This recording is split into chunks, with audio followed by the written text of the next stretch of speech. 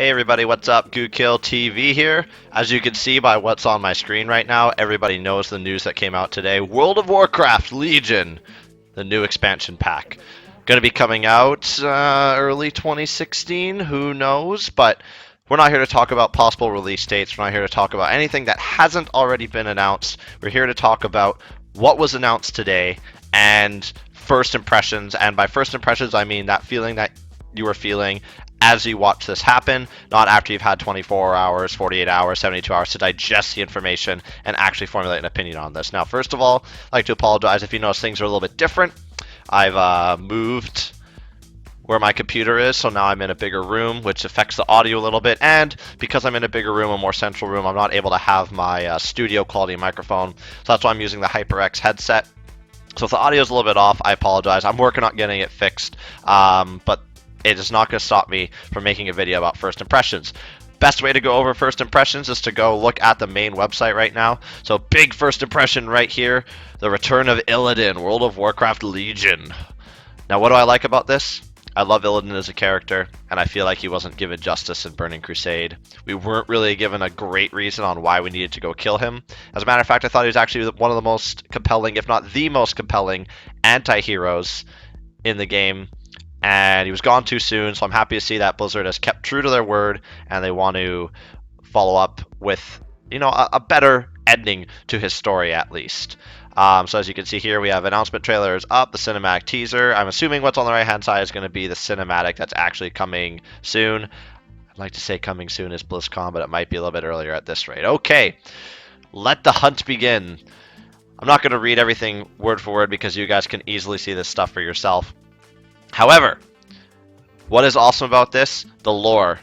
If you're a lore nut, how can you not love where this expansion is going? We're going to deal with Burning Legion. We're going to deal with Ashara. We're going to deal with the Emerald Dream.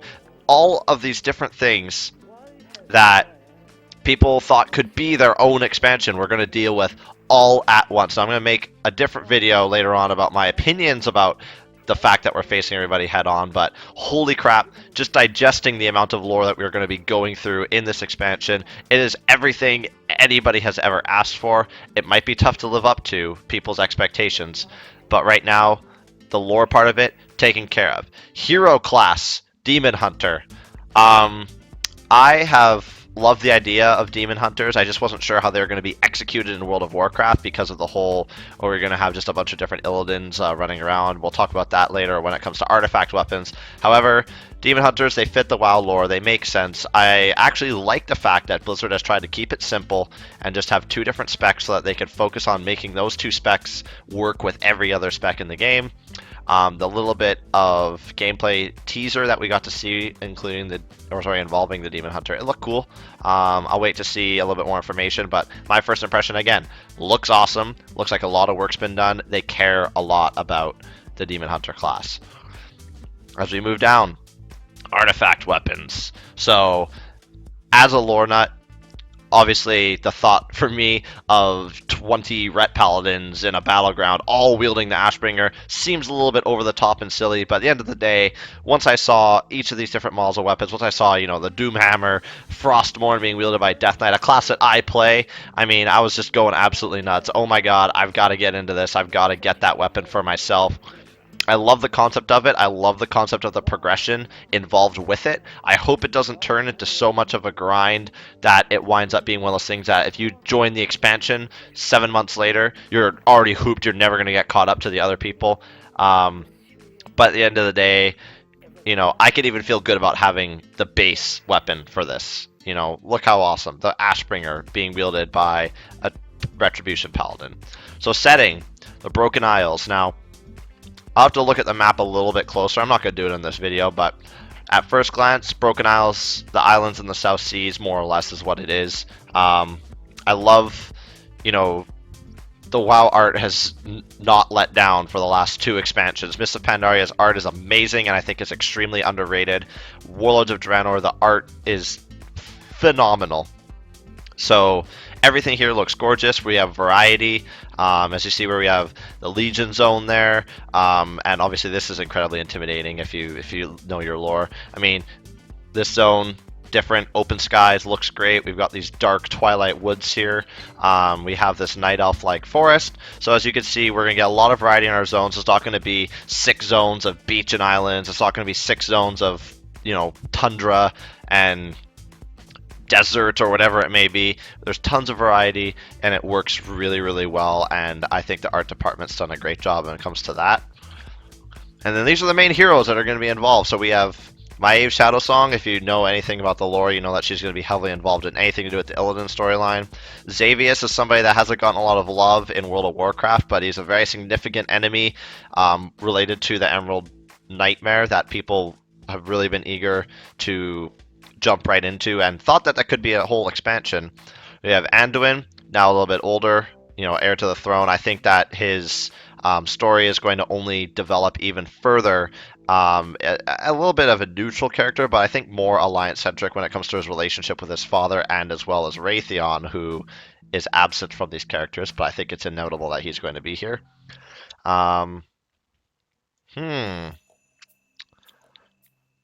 Interesting.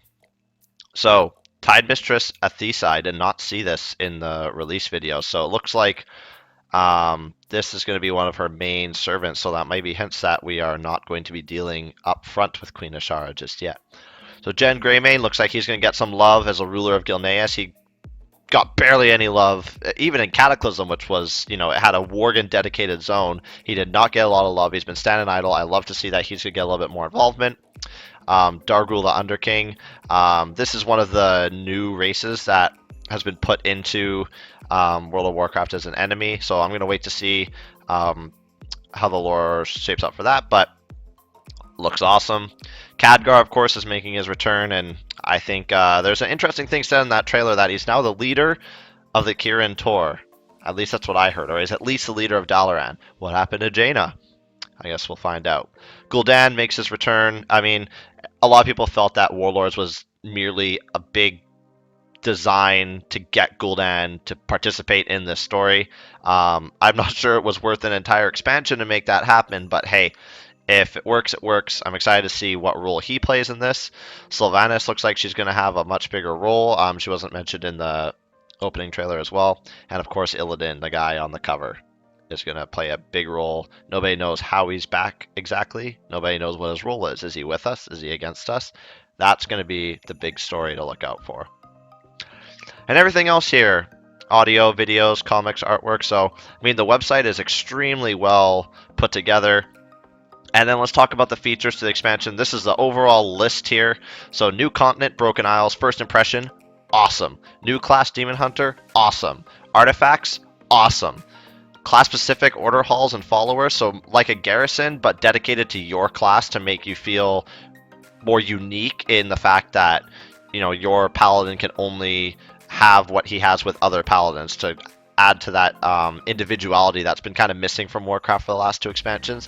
Awesome. Dungeons and raids were given. New world bosses were given. Level cap raised to 110. My first thoughts on that was that I thought that 100 would have been the place to stop and work into some sort of other character progression. I thought, even to be honest with you, that the artifact weapons could have been that progression, but it makes sense to just continue to go through levels, because I think people are going to look at questing without experience and gaining experience as a, hey, why am I doing this? Like, can I just skip this and just go right into raids? Can I find a way to just skip right into raids? So, makes sense. I'm fine with it. I love the revamped PvP progression system, which I'll talk about in a different video. If you guys haven't seen it, watch the video.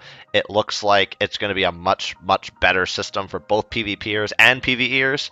An improved transmog system. What does that mean? Right now, I don't know what it means. I hope it means the Diablo 3 style transmog system that they were talking about doing for Warlords that ended up getting scrapped, which is if you loot the item, you have its transmog forever. You don't need to keep it in void storage. You don't need to keep it in your bank. You don't need to keep it in your bags. You have it. I hope that's the case. I don't know what improved social features are, but I'm looking forward to it at whatever it is. Character boost to level 100 makes sense. Buy the expansion. Jump right into the game. Don't dilly-dally about in Warlords. If you want to experience it, go back. Quest it yourself. Right there. If I were just going to get a game based off of the box, its features, and the video that I saw today, I'm hooked. And I know that immediately this website was crashing. So for all those doomsayers that were saying, you know, WoW's down to 5.6 million subscribers, the game is over, it's never going to recover, I think you've all been proved wrong, and it only took 48 hours to prove you wrong. We'll see about all this stuff and see if we get all this stuff in the actual expansion. As we know, World of Draenor, go look back at the features announced at BlizzCon. We were missing a lot of them, but my first impression of this game is 10 out of 10, and I can't wait to talk more about it. I'm going to have a lot more videos about it. I just wanted to get that off my chest today. I've been working all day, and I've just been thinking about posting a video. I'm so excited about this, and I'm so excited to be able to share my thoughts and hopefully get your thoughts on this. So guys, please leave your feedback, hit the subscribe button, follow me on Twitter. You know, I would love to have my phone buzzing all damn day about this expansion, pros, cons, how you feel, if you're mad, if you're happy, whatever it is, leave me feedback, and I would love to make more videos based on your feedback, not just my opinions. So thanks for sticking through this, guys. I hope you enjoyed my thoughts on it. There's going to be an upcoming series. I'm going to tell you guys what I think are the best features, what I think are the features that I don't like, and the features that I like, but I think we should be very cautious about going full board on the hype train with them. So again, thanks for watching, guys. I'll see you next time.